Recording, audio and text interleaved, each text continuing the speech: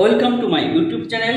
আজকে আমরা ক্লাস 10 অর্থাৎ মাধ্যমিকের খুব ইম্পর্টেন্ট চ্যাপ্টার 10.3 অঙ্কগুলো আমরা করব। তো এর আগে আমরা 9 দাগে 3 পর্যন্ত অঙ্কগুলো করেছিলাম। আজকে আমরা 4 দাগ থেকে অঙ্কগুলো করব। তো আমরা কন্টিনিউয়াসলি অর্থাৎ ধাপে ধাপে কিন্তু আমরা পরপর অঙ্কগুলো করে যাচ্ছি।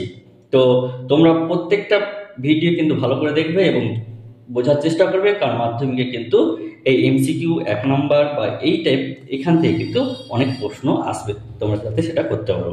তো অঙ্ক শুরু করার আগে এই চ্যানেলে তোমাদের ওয়েলকাম, এবং এই চ্যানেল যদি নতুন হয়ে থাকো তাহলে অবশ্যই এই চ্যানেলটিকে সাবস্ক্রাইব করবে। তো আজকে আমরা শুরু করব 9 দাগের 4 নম্বর অঙ্কটা। 9 দাগের 4 নম্বর, এর আগে আমরা 3 পর্যন্ত পড়েছিলাম। তাহলে এখানে বলেছে কি sin theta minus cos theta কত 0, এটা কিন্তু আমাদের বলে দিয়েছে। তাহলে দেখো এখান থেকে আমরা কি লিখতে পারি যে sin থিটা কত cos থিটা, এটা কিন্তু আমরা বলতে পারি।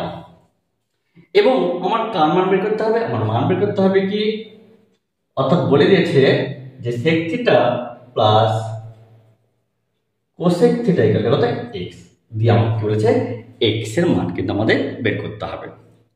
একটু দেখো আমরা পুরোক্ষণে শিখেছি যে sin থিটা ইকুয়াল টু, এটাকে যদি আমরা লিখি sin 90 মাইনাস থিটা, এটা আমরা লিখতে পারি।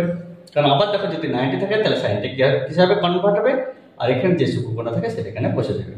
তাহলে অঙ্কে যা ছিল সেটা আমরা কিন্তু লিখেছি। তাহলে দেখো উভয় দিক থেকে কি হবে, সাইন সাইন ক্যান্সেল হয়ে তাহলে থিটা ইকুয়াল টু কত হবে 90 মাইনাস থিটা।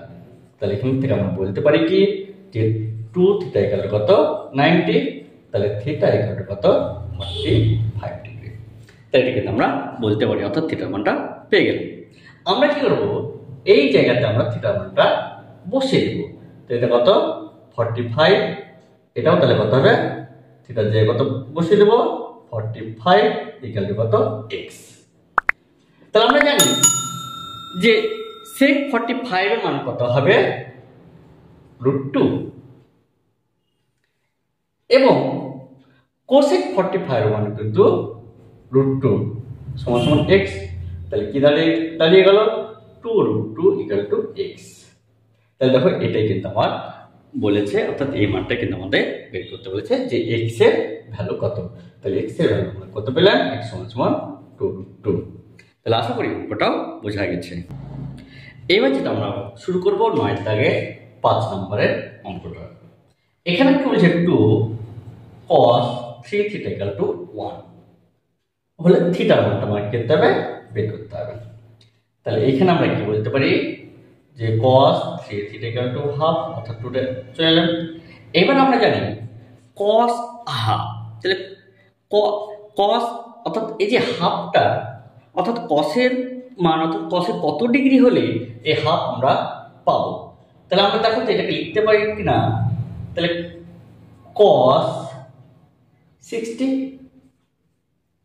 তাহলে আমরা জানি যে cos 60 মান কত হাফ, তাহলে এটা আমরা কিন্তু জানি। তাহলে এবার দেখো cos cos ক্যান্সেল, তাহলে 3 থিটা সমান কত 60, তাহলে থিটা ইকুয়াল তাহলে কত হয়ে যাবে 20। তাহলে আমরা থিটা মানটা কত পেয়ে গেলাম 20 ডিগ্রি আমরা কিন্তু পেলাম।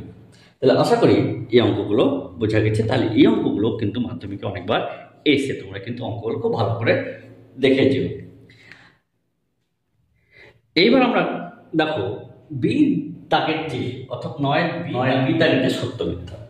তাহলে সত্য মিথ্যাতে কি বলেছে যে sec square alpha plus cos square alpha সর্বনিম্ন মান কত বলেছে 2। এটা আমাদের সত্য না মিথ্যা সেটা আমাদের দেখতে হবে। তাহলে দেখো অঙ্কটাকে দেখো আমরা লিখতে পারি কিনা যে sec আলফা, অর্থাৎ আমরা এটাকে আমরা একটু a স্কয়ার প্লাস b স্কয়ারের সূত্রে ফেলব। তাহলে a square plus b square একটা রূপ কি আছে a মাইনাস b তার হোল স্কয়ার প্লাস 2ab। তাহলে এইটা আমরা এই সূত্রে আমরা ফেলব। তাহলে sec আলফা তাহলে মাইনাস cos আলফা তার whole square plus 2 sec alpha into কত cos আলফা। তাহলে আমরা কি sec alpha minus cos alpha তার স্কয়ার প্লাস দেখো টু ইন্টু এই সেক আলফাকে আমরা দেখো তো কস আলফাতে লিখতে পারি কিনা, তাহলে কস আলফা, তাহলে sec alpha minus cos alpha তার হোল স্কয়ার, কস কস কেটে গেল প্লাস 2। এবার দেখো আমরা এটা বলতেই পারি sec alpha minus cos alpha greater than আর ইকুয়াল 0, যেহেতু এটা কি স্কয়ার আছে। তাহলে এই যে ভ্যালুটা, এই ভ্যালুটা কত হবে, 0 হবে অথবা কি হবে গ্রেটার দ্যান 0 হবে। এই টোটাল ভ্যালুটা হলো। তাহলে এই টোটাল ভ্যালুটা আমার কি হবে, গ্রেটার দ্যান অথবা ইকুয়াল 0 হবে। তাহলে এই মানটা কি হবে, তাহলে এই যে মানটা, তাহলে কি এর সাথে প্লাস, তাহলে এর সাথে +2, এটা যদি 0 হয়ে যায় তাহলে কি হবে, +2 কিন্তু সঙ্গে থাকছে। তাহলে এই মানটা আমরা কি বলতে পারি, 2 এর সমান অথবা 2 থেকে বড়। তাহলে এই ভ্যালুটা যদি হয় তাহলে 2 এর থেকে কি হচ্ছে, সমান হচ্ছে অথবা 2 এর থেকে গিয়েছে বড় হচ্ছে। তাই sec square alpha plus cos square আলফার মান সর্বনিম্ন 2 হতে পারে না। তাই এটার অ্যান্সার কি হবে, মিথ্যা। তাহলে আশা করি এই অঙ্কটা কিন্তু বোঝা গেছে। সি দাগের অঙ্কগুলো কি বলেছে দেখবো। 9C প্রথম অঙ্ক যেটা আছে সেটা বলছে কি 4 sec square theta plus 1/1 plus cot square theta plus 3 sin square theta. তাহলে একটু দেখো, আমরা জানি যে sec theta equal 1/cos theta, অথবা আমরা জানি কি cos থিটা সমান 1/sec থিটা। তাহলে 1/cos থিটা মানে আমরা কি বলতে পারি 4 cos স্কয়ার থিটা যেহেতু স্কয়ার আছে প্লাস 1 প্লাস cot স্কয়ার। আমরা দেখো একটা ফর্মুলা জানি, সেই ফর্মুলাটা কি জানি যে cosec square theta minus cot square theta equal to 1। তাহলে আমরা এখান থেকে কি বলতে পারি যে cos square theta equal to 1 plus cot square theta, আমরা এটা বলতে পারি। তাহলে 1 প্লাস cot স্কয়ার মানে আমরা কি বলতে পারি cos স্কয়ার থিটা, আর এইটা যা আছে আমরা তাই রেখে দিলাম। তাহলে 4 cos স্কয়ার থিটা। এবার দেখো আমরা জানি যে সাইন এবং কোসেক একে অপরের অনন্য, তার মানে আমরা বলতে পারি যে সাইন থিটা সমান 1 কি কোসেক থিটা। তাহলে 1 কোসেক থিটা মানে কি লিখতে পারি sine square theta plus 3 sine square theta. তাহলে 4 cos স্কয়ার থিটা, এখানে দেখো একটা আর এখানে 3টে, তাহলে 4টে কি হয়ে যাবে সাইন স্কয়ার থিটা। তাহলে 4 কমন, তাহলে cos square theta plus sine square theta. তাহলে দেখো 4 ইন্টু 1, যেহেতু আমরা জানি যে sine square theta plus cos square theta equal to 1। তাহলে আশা করি এই অঙ্কটা কিন্তু বোঝা গেছে। তাহলে অঙ্কটা আমরা পারব। একটু বলে রাখি যে এবার আমরা সি এর 2 নাম্বারটা করব। সি এর 2 নাম্বার কি বলছে যে সাইন থিটা মাইনাস কত 30 ডিগ্রি ইকুয়াল হাফ। আমার কাছে মান চাইছে কি cos থিটা।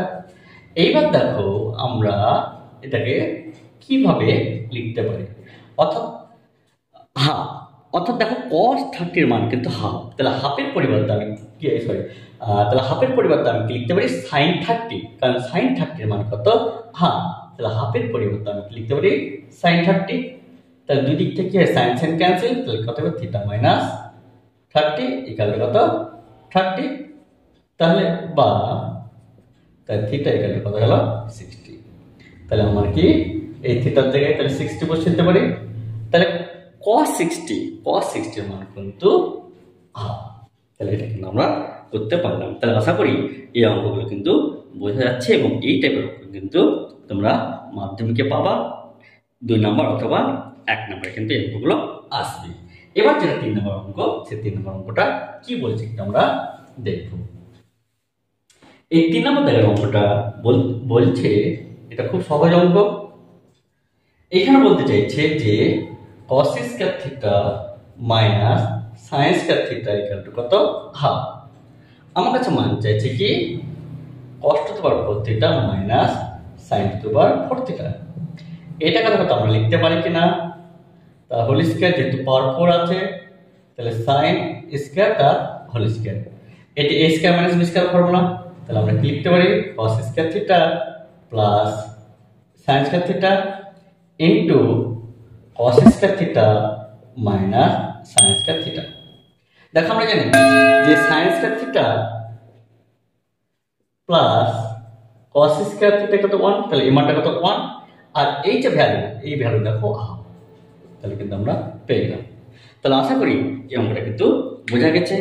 তাহলে এইরকম ভিডিও পেতে অবশ্যই চ্যানেলটিকে সাবস্ক্রাইব করবে, লাইক করবে, কমেন্ট করবে।